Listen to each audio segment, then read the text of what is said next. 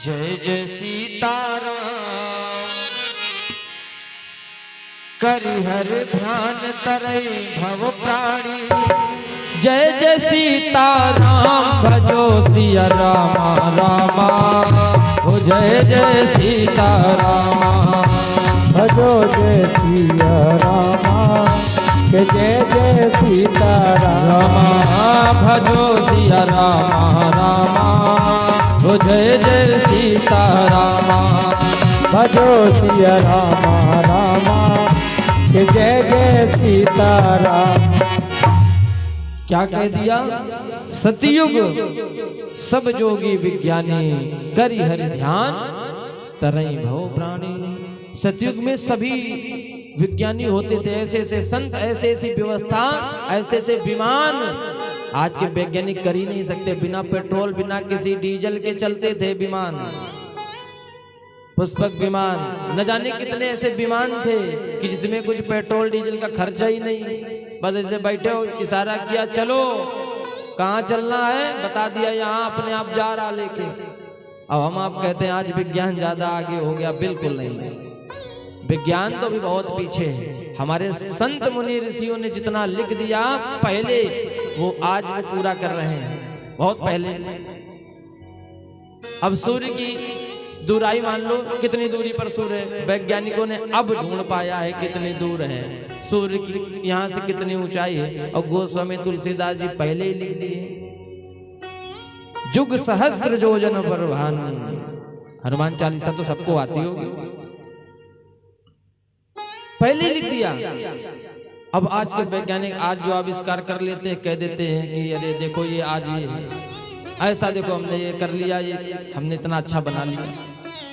हमारे सनातन धर्म में ऐसे संत महात्मा ऋषि मुनि आज भी विद्यमान है, ऐसे ऐसे ब्राह्मण विद्यमान हैं कि जो अब जैसे ग्रहण पड़ता है तो हमारे जो पंचांग जिसे पत्रा कहते हैं उसमें पहले लिख दिया जाता है इस तारीख को ग्रहण पड़ेगा, इतने बजे पड़ेगा।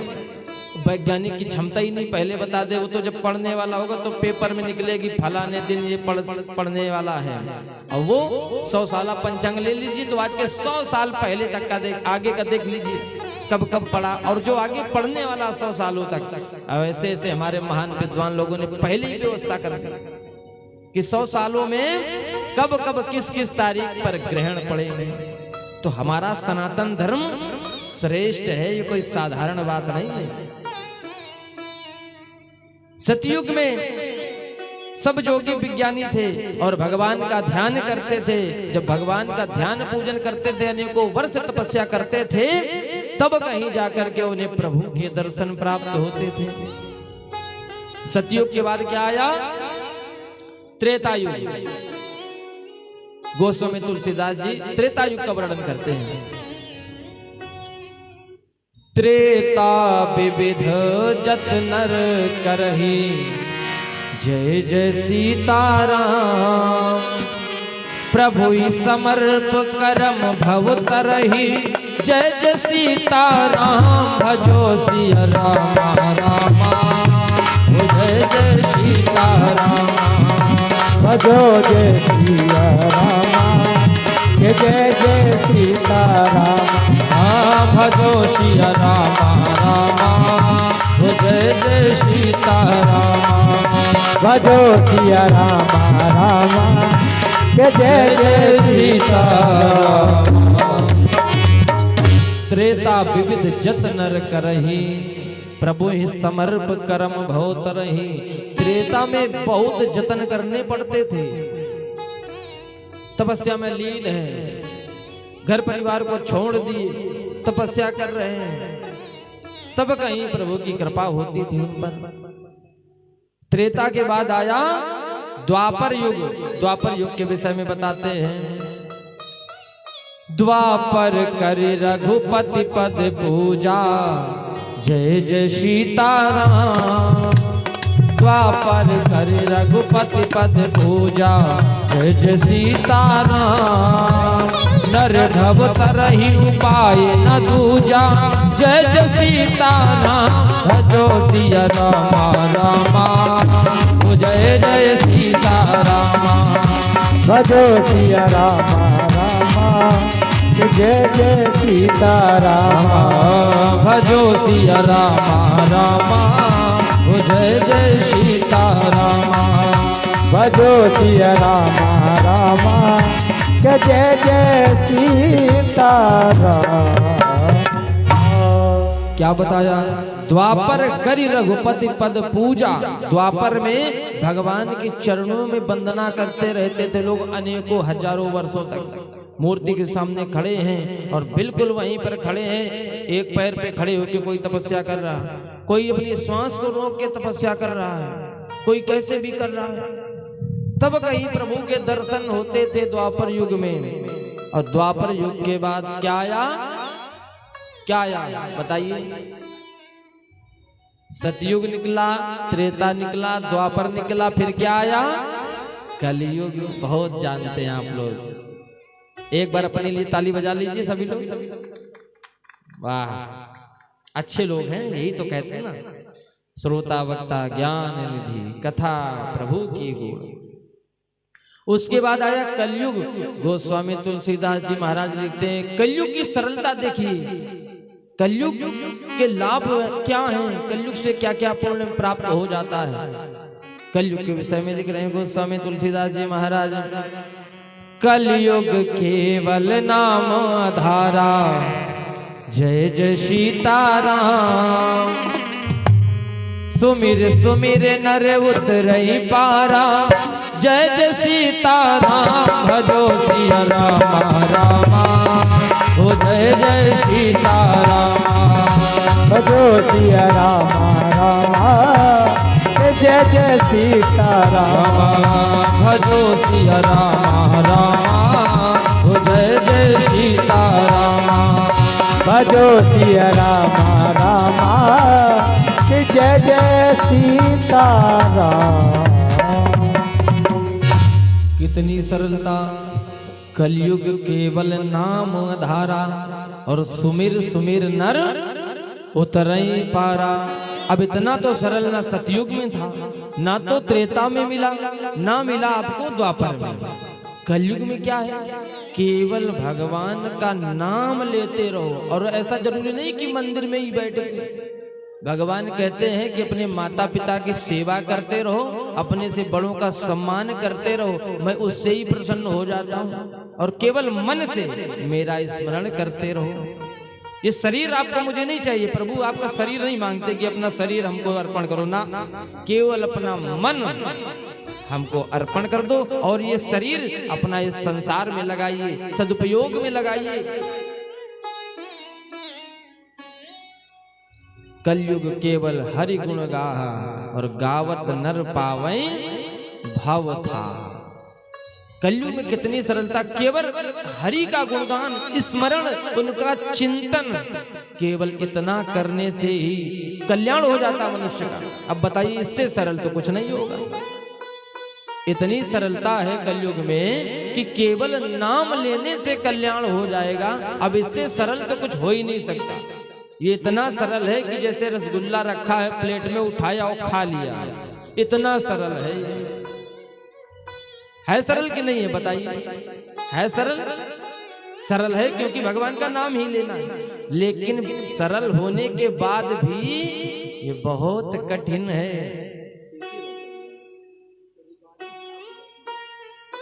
जगदम्बा बहुत लगता बड़ा सरल है और बड़े आसानी से ले लेते हैं। लेकिन आपको एक बात मैं बता दूं, जितना सरल जो काम लगता है वो इतना सरल होता नहीं है। कहने को कुछ भी कोई कह दे, अरे ये तो छोटी सी बात है, हम कर सकते हैं।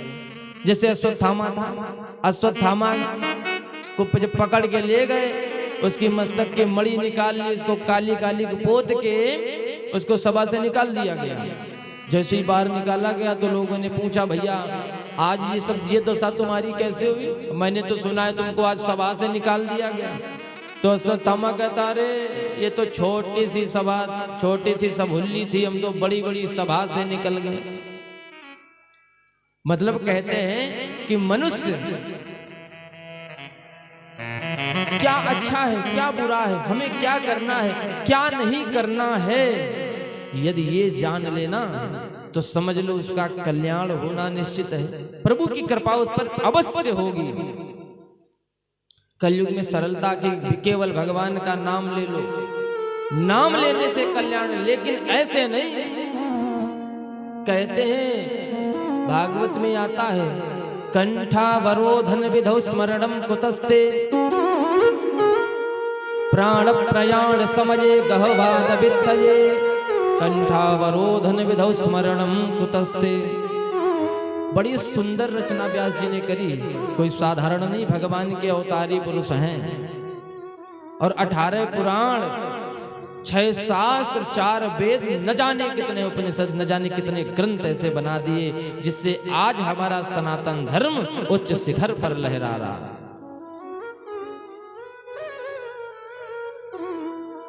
भगवान का नाम लेना सरल है, लेकिन सरल उसके लिए है जो नित्य निरंतर भगवान का नाम लेता रहे। क्योंकि कंठावरोधन विधौ स्मरणम कुतस्ते प्राण प्रयाण समये गहवाद वित्तये। कहते हैं जब अंत का समय आता है और अंत समय में जो भगवान का एक बार भी स्मरण कर लेता है तो फिर उसे नरक में नहीं जाना पड़ता है, वो केवल भगवान के वैकुंठ धाम को ही जाता है। कब? जब अंत समय। कहते हैं अंत के समय जैसी मति वैसी गति होती है।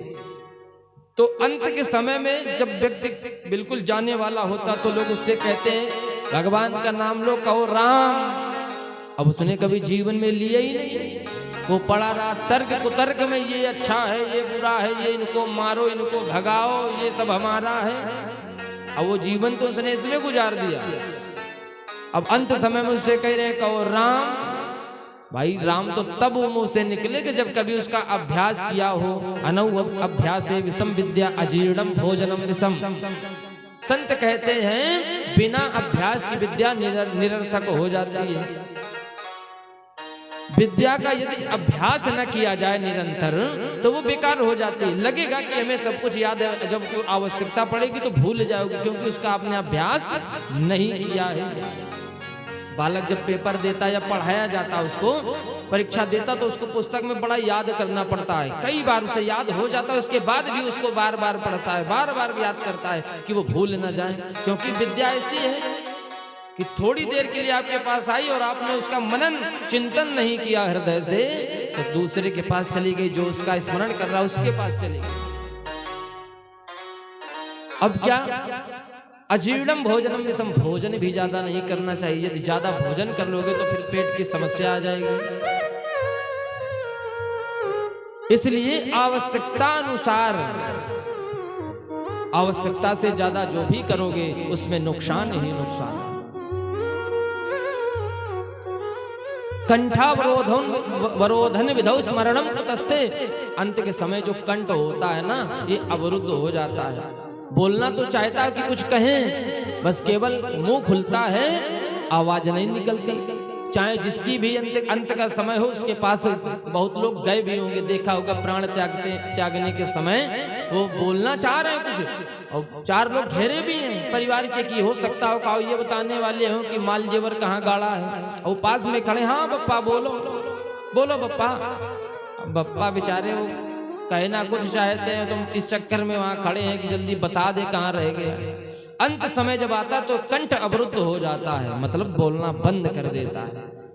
वो कुछ भी बोलने के लायक नहीं रहता है, और लायक उसका रहता है जो भगवान का नाम निरंतर लेता रहता है। रोज राम, रोज कृष्ण, रोज माँ भवानी का नाम स्मरण करता है, तो अंत के समय में उसके मुख से उस ईश्वर का नाम जरूर निकलता है।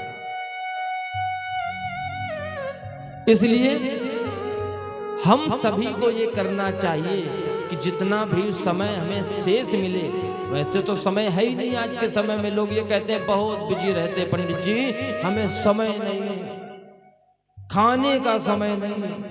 और तो और भगवान की भक्ति बड़ी विचित्र ढंग से करते हैं। एक लोगों के घर हम गए थे कुंडली देने के लिए, तो देने के लिए कुंडली गए तो बोले कि वो भी थोड़ा सा पूजा कर रहे हैं हमारे पति देव, जो पंडित जी थोड़ा बैठ जाइए। तो हमने कहा ठीक है बैठ जाते हैं। अब हनुमान चालीसा का पाठ कर रहे थे, हाथ जोड़े आंखें बंद किए, जय हनुमान ज्ञान गुण सागर, जय कृष्ण लोक उजागर, रामदूत अतुलित बल धामांजन पुत्र पवन सुतनामा। अभी टिफिन नहीं लगाया क्या? फिर आगे चालू कर दिया। मतलब ये विडंबना वो कम से कम पूरी हनुमान चालीसा में 3 से 4 बार गाड़ी पहुंच देना उससे कह दो। तो हमने कहा बताओ, ये भी एक भक्त है भगवान के कि इतना समय नहीं इनके पास कि कम से कम हनुमान चालीसा पूरी कर लें। उसमें भी आफत है, उसमें भी टिफिन पर ध्यान रखा है, गाड़ी गंदी उस पर भी ध्यान रखा है। तो ऐसी पूजा करने से कोई मतलब नहीं है। करते भले रहिए आप, आपका मन लग रहा करिए, लेकिन उस पूजा से कोई लाभ होने वाला है नहीं। पूजा प्रभु कहते हैं एक घड़ी आधी माँ पुण्य। आप यदि 1 घंटे का समय नहीं दे सकते हैं, भगवान के पास 1 घंटे का समय नहीं है आपके पास पूजा करने का, आधे घंटे का है वो दीजिए। लेकिन प्रेम से उस समय वो आधा घंटा प्रभु को समर्पित कर दीजिए। फिर परिवार में नहीं कि वो क्या कर रहे हैं, वो क्या खा रहे हैं, वो क्या बोल रहे हैं, बिल्कुल मतलब नहीं। केवल उस समय कितना मतलब है, केवल परमात्मा से।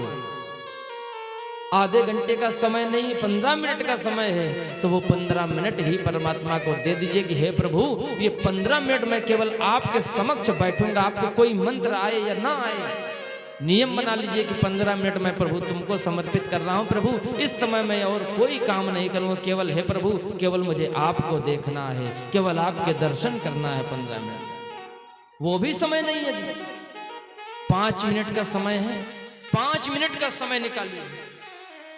5 मिनट केवल भगवान को चरणों से लेकर ऊपर तक उनको अगर आप दर्शन करते हैं और हृदय से प्रेम से उनको देखते हैं ना, तो कहते उतने से भी कल्याण हो जाता है। रूपी सोचा हुआ जो पाप हो जाता मनसा, इसको कम कर दिया गया है। क्योंकि कलयुग का मनुष्य जो है उल्टे सीधे विचार बहुत जल्दी उसके मन में उत्पन्न हो जाते हैं। जो मन है ना ये बहुत चंचल हो गया है। इसका कारण पता क्या है, क्यों चंचल हो गया है? क्योंकि हम आप संसार को समय ज्यादा देते हैं और भगवान को तो देते ही नहीं है। बहुत कुछ जरूरी हुआ, कोई समस्या खड़ी हुई तो भगवान के मंदिर जा रहे हैं, प्रभु ये समस्या हो गई, अब तो आप ही हो हमारे। और जब तक हम समर्थवान हैं कभी मंदिर झांकना नहीं है। दर्शन की तो बात छोड़ दो, पास से निकलेंगे लेकिन हाथ भी नहीं जोड़ना है कि मैया रानी कृपा करना ना, क्योंकि वो कहते हैं हम खुद कृपा कर सकते हैं दूसरों पर, हम क्यों कृपा लें उधार। तो जीवन में जो पाप है मन रूपी पाप, तो वो कलयुग में प्रभावी नहीं होता। मानस पुण्य होए नहीं पापा। यदि आप किसी के हित की कामना करते हैं, मंदिर जाते हैं कि हे प्रभु हमारा पड़ोसी बहुत परेशान है, वो बहुत दिक्कत में रहता है, प्रभु ऐसी कृपा करो उसकी सारी समस्याएं समाप्त हो जाएं, ये मन में भाव लेकर जाएंगे मंदिर, तो ये निश्चित है आपके द्वारा सोचा गया अच्छा कार्य उसी क्षण प्रभु की कृपा से, मैया रानी कृपा से वो दुख से दूर हो जाएगा आपका पड़ोसी। ये बिल्कुल निश्चित बात है। और यदि हम आप अपने मन से किसी को बुरा सोचे कि इसका तो हम बुरा करके ही छोड़ेंगे, इसे छोड़ेंगे नहीं, तो उसका आप सोच रहे अपने मन को आपने बुरा बना लिया। लेकिन कहते नहीं है कि ये हमारे मन से सोची हुई बुराई उस पर कोई प्रभाव नहीं डालती है। ये पाप है, हमने किसी के लिए मन में सोचा कि इसको तो हम ऐसा कर देंगे, उसको वैसा कर देंगे, किसी के प्रति गलत भाव उत्पन्न हो गया मन में। तो जब हृदय में मन में उत्पन्न हो रहे हैं तो उसका दोष इस कलयुग में नहीं लगता है। और यदि ये दोष लगने लगे ना तो आफत हो जाए, इतना पाप का बोझ हो जाए कि उठा के चलना मुश्किल। सहने की तो बात अलग है, उठा के चलना मुश्किल, इतना बोझ हो जाए हमारे सर पर। इसलिए कलयुग की सरलता है, इतना सब कुछ अच्छा कर दिया गया है हमारे सनातनी धर्म में। तो उसके बाद भी यदि हम अपने सनातन धर्म को छोड़कर अन्य धर्म में भागें दौड़े तो ये तो बड़ी गलत बात है। मैं किसी के धर्म का विरोध नहीं करता, सभी के धर्म अच्छे हैं और बढ़िया, अपने अपने धर्म का सभी पालन करें। लेकिन हम लोगों को भी चाहिए। अरे मैंने तो ये देखा कोई लोग ऐसे हैं अपने भगवान से कहते नहीं है कि कोई समस्या, वो पीर बाबा के पास जा रहे हैं, वो फकीर बाबा के पास जा रहे हैं, जने कौन से हैं वहां जा रहे हैं फलानी जगह। अरे क्या अपने देवताओं में क्या बल नहीं रहा है? हैं? अपने धर्म में क्या शक्ति नहीं है? अपने देवता जो हैं वो शक्तिहीन हो गए हैं क्या? आप बताइए। वहां चले जाना मजार पे, वो बच्चे को फूंक डलवा लो। अच्छा, मजार पे वो फूंक डाल देंगे, 7 दिन में 1 दिन नहाना होता, वो फूंक डालेंगे तो आपका बच्चा ठीक होगा, हैं? और स्वयं भगवान पर विश्वास नहीं। अरे भगवान पर विश्वास करिए, केवल 5 बार 7 बार माता रानी का नाम लेके आप किसी बच्चे को फूंक डाल दीजिए, देखिए उसे आराम मिल जाए ना मिल जाए तो फिर बताइएगा। विश्वास तो रखिए। विश्वास नहीं, अपने देवताओं पर विश्वास नहीं। जैसे कि कोई काम है तो हम आप घर में सलाह नहीं लेंगे माता पिता से पहले, सामने वाले ने किसी दोस्त ने सलाह दे दी ऐसा कर लो तो बस तुरंत कर लो, और माता पिता से एक बार भी नहीं पूछना। वैसे ही भगवान जो अपने हैं उन पर आस्था नहीं, उन पर विश्वास नहीं, और दूर दूर दौड़े घूमते हैं, वो फलाने वहां चले जाओ, उनके पास चले जाओ, वो ठीक कर देंगे। अरे विश्वास करिए, श्रद्धा विश्वास रूपिणो। जब श्रद्धा विश्वास होगा तो आप स्वयं में समर्थवान हो जाएंगे, और माँ के सामने जब खड़े होकर एक बार भी कोई बात कह देंगे तो ये मैं विश्वास के साथ कहता हूँ, यदि भाव से आपने कहा है, परोपकार की भावना से, तो वो जरूर ठीक हो जाएगा। केवल भाव होना चाहिए। भावना में भाव ना हो तो भावना बेकार है, और भावना में भाव हो तो भव से बेड़ा पार है। पूरा आनंद भाव में ही है। अब आपका भाव कैसा है वो आपको समझना है। आपका भाव अच्छा है, मन पवित्र है, तो आपके द्वारा मन में सोचा हो हर वो कार्य सफल होगा जब आपका मन सच्चा होगा, हृदय पवित्र होगा। गोस्वामी तुलसीदास जी लिखते हैं, निर्मल मन जन सो मोहि पावा, जय जय सीताराम। मोहि कपट छल छिद्र न भावा, जय जय सीताराम। भजो सिया रामा रामा, जय जय सीताराम। भजो सिया रामा रामा, जय जय सीताराम। भजो सिया रामा रामा, जय जय सीताराम। भजो सिया रामा रामा, जय जय सीताराम। क्या बताया? निर्मल मन जन सो मोहि पावा, मोहि कपट छल छिद्र न भावा। भगवान को केवल वही प्राप्त कर सकता है जिसका मन निर्मल होगा। निर्मल मन जन सो मोहि पावा, मोह कपट छल छिद्र न भावा। भगवान कहते हैं कि मुझे छल कपट द्वेष ईर्ष्या बुराई जिसके हृदय में है मैं उससे कभी प्रसन्न नहीं होता। प्रभु तो भाव के भूखे हैं, भाव से प्रभु को पुकारिए, देखते हैं प्रभु कैसे नहीं सुनते। जब भाव होगा, मन हमारा निर्मल होगा, हम अपने मन को ही निर्मल नहीं बना पाते। मन कहता है इनसे झगड़ा करो, तुरंत झगड़ा करने के लिए तैयार हो गए। अरे उस मन को रोकिए, झगड़ा करने से नुकसान किसका है? अपने ही तो नुकसान है, अपनी तो नुकसान है। झगड़ा करोगे भाई, 2 लोग आपस में झगड़ जाओ, मान लो झगड़ गए तो उसमें दोनों को नुकसान है। ऐसा तो नहीं कि सामने वाले को नुकसान होगा, दोनों को होगा। विचार करना चाहिए। क्रोध पर जो अंकुश लगा ले गया, आज के कलयुग में जिसने क्रोध को संभाल लिया तो समझ लो उसने पूरे जीवन को सुधार लिया, और जो अपने क्रोध पर नियंत्रण नहीं कर पाया तो समझ लो उसका जीवन व्यर्थ हो जाता। भागवत में एक श्लोक बड़ा सुंदर आता, ये मानवा पाप कर्तसु सर्वदा सदा दुराचारता विमार्गा क्रोधाग्नि दग्धा कुटिलाश्च कामिनः सप्ताह यज्ञेन कलौ पुनन्दिते। बड़ी सुंदर बात कहते हैं उसमें, कहते हैं जो मनुष्य क्रोध रूपी अग्नि में जल रहा है, बहुत क्रोधी स्वभाव का है, तो वो केवल एक ही स्थान है जहां से उसे सुख प्राप्त हो सकता है। वो क्या है? माँ भगवती की कथा सुने, भगवान की कथा सुने। यदि वो ऐसे कर्म करने लगता है, कथा सुनने लगता है, माँ भगवती पर विश्वास करता है, नित्य प्रति उनके दर्शन करता है, तो उसका जीवन धन्य हो जाता है। एक बार क्या हुआ, तुलसीदास जी महाराज जिस समय रामचरितमानस का निर्माण कर रहे थे तो उन्होंने एक चौपाई लिखी। चौपाई में लिखा, सिया राम मैं सब जग जानी, जय जय सीताराम, करो प्रणाम जोर जुग पानी, जय जय सीताराम, भजो सिया रामा रामा, जय जय सीतारामा, भजो सिया रामा रामा, जय जय सीतारामा, भजो सिया रामा रामा, जय जय सीतारामा, भजो सिया रामा रामा, जय जय सीतारामा। क्या लिखा? सिया राम मैं सब जग जानी, करहु प्रणाम जोर जुग पानी। कहते हैं मैं इस पूरे संसार को सिया राम मैं जानता हूँ, सभी में मैं भगवान के दर्शन करता हूँ। ऐसा मन में भाव प्रकट करके और लिख दी चौपाई। और चौपाई लिख के मन में विचार करने लगे, भगवान सभी के अंदर है, परमात्मा सभी में व्याप्त है।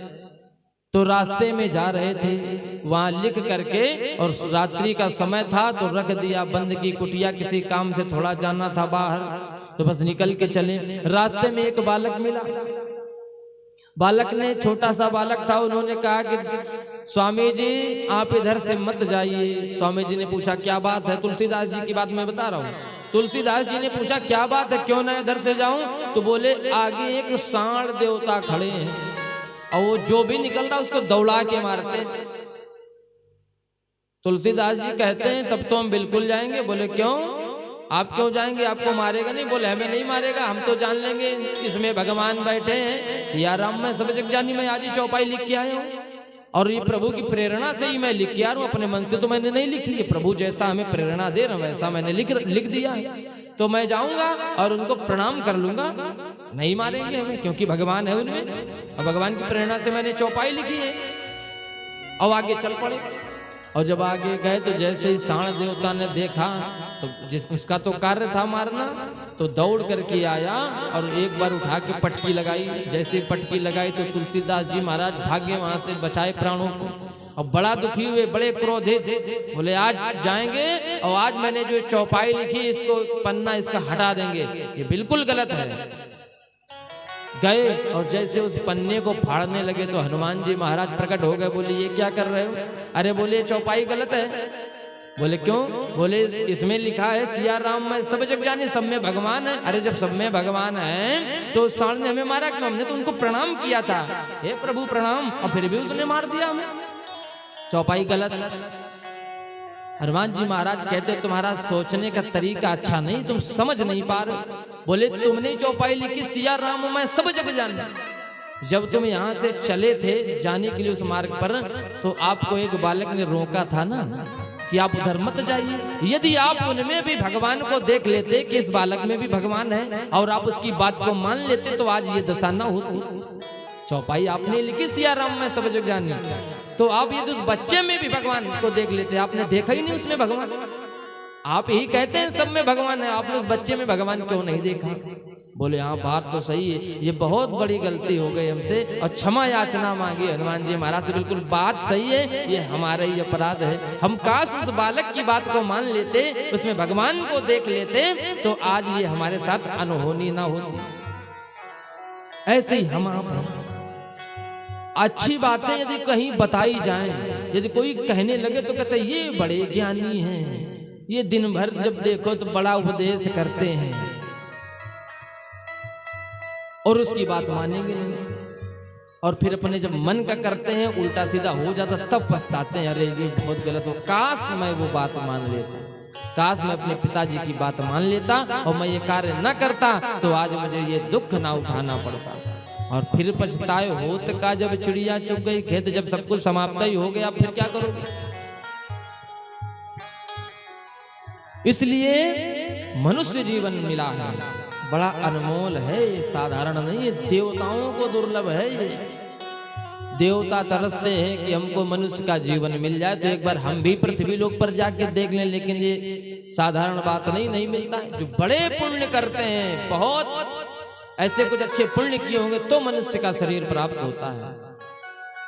84 लाख योनियों में केवल एक बार मनुष्य का शरीर मिलता है, और फिर अनेक प्रकार की योनियों में भटकना पड़ता है। कभी चीटा बन जाओ, कभी चींटी बन जाओ, पता नहीं क्या क्या बनना पड़ता है।